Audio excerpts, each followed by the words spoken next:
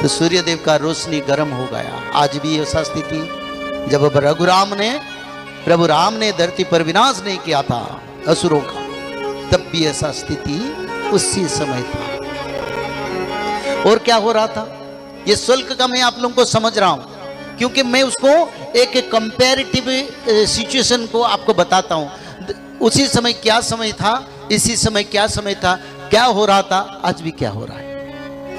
यानी धरती पर चक्रवात, टर्नाडो, टाइफन, साइक्लोन रोज होता था, आज तो हो रहा है ना। उड़ीसा में तो हर महीने लो प्रेशर होता है।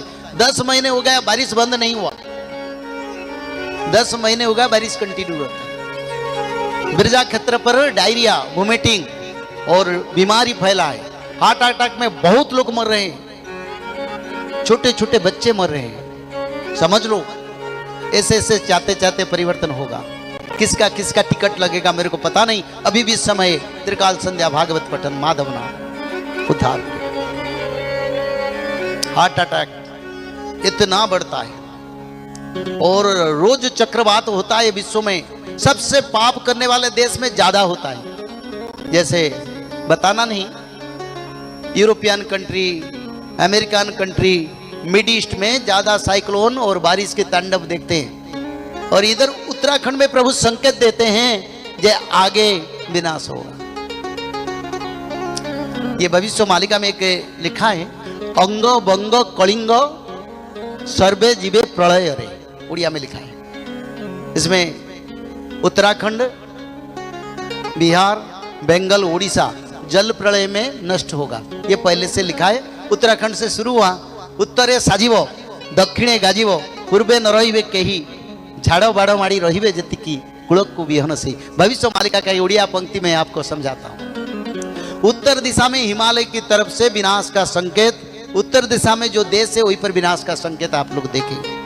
और दक्षिण क्षेत्र जलमग्न होगा। अमेरिका जैसे देश, यूरोपियन कंट्री जल में समाहित होंगे। कैसे? न समुद्र जल पतन बढ़ेगा।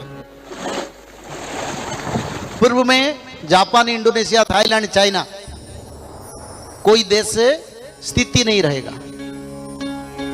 और जो लोग प्रभु जी का ब्रह्म कर्म, त्रिकाल संध्या को वेद में ब्रह्म कर्म कहा गया। अच्युतानंद ने बोले ब्रह्म कर्म संध्या भ्रष्ट नर कोई भी धरती पर नहीं बचेगा।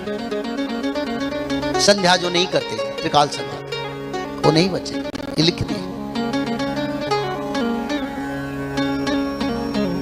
तो इसीलिए सारा विश्व में हर दिन साइक्लोन हो रहा है, हर दिन। कोई सीजन नहीं, कोई धूप की सीजन, बारिश के सीजन, इसका कोई नहीं। भूकंप हर दिन होता है। सूर्यदेव के गर्मी बढ़ गया, लोग बीमार ग्रस्त हो गए, और खाद्य में भोजन रसहीन हो गया। गौ माता का दूध कड़वा लग रहा है। युग परिवर्तन का ये संकेत है। और जिस दिन प्रभु राम ने रावण को विनाश करके उनके सारे असुरों को विनाश कर दिया, तब धरती पर मंद मलय पवन बहने लगे और धरती स्थिर हो गया। समुद्र किनारे नहीं लंघा और सभी लोग आनंदित हो गए, रोग मुक्त हो गए। तो आज क्यों समुद्र बार बार किनारे लग रहा है? आज क्यों धरती पर भूकंप हो रहा है? आज क्यों लोग बीमारी ग्रस्त हो गए? आज क्यों सूर्यदेव का रोशनी गर्मी हुआ? क्योंकि युग परिवर्तन का यह संकेत है। इसको हमको समझना चाहिए, शास्त्र में लिखा है। तो इसलिए धर्म देवता के साथ विचार होता है धरती माता का। राजा परीक्षित उसी समय जाके सरस्वती नदी तट पर पहुंचे। उसी दिन राजा परीक्षित जब घर से निकले, तब अपना पारंपरिक मुकुट को छोड़ दिए। बोले अच्छा कोई मुकुट पहनूंगा, अच्छा कोई सर पर अच्छा मुकुट पहनूंगा। तो जरासंध का एक मुकुट, उनको तो विजय किए थे ना उनको पांडवों ने, उसको परिधान करके निकल पड़े। और उसकी प्रभाव उनके ऊपर आ गया। तो इसीलिए गलत लोगों का संग मत करो, अविनाशकारी समय आएगा। कौन बचेंगे? जो लोग त्रिकाल संध्या करेंगे, जो लोग माधव नाम भजन करेंगे, जो लोग भगवत महापुराण, श्रीमद् भागवत महापुराण में, भगवत गीता का बात नहीं कर रहा हूं मैं, श्रीमद् भागवत महापुराण का बात कर रहा हूं। लोग जानने लगे हैं, आगे भारत जानेगा, विश्व जानेगा। और भक्त लोग रह जाएंगे, पापियों का विनाश हो जाएगा। तो इसलिए आप लोगों को त्रिकाल संध्या करना पड़ेगा। ब्राह्मी मुहूर्त पर उठ के त्रिकाल संध्या, मध्याह्न संध्या, सायं संध्या, 3 संध्या करना पड़ेगा। और 3 संध्या के साथ साथ भागवत जी महापुराण को ब्राह्मी मुहूर्त से रात 12 तक किसी समय एक अध्याय पढ़ना पड़ेगा और निरंतर माधव नाम को भजन करना पड़ेगा।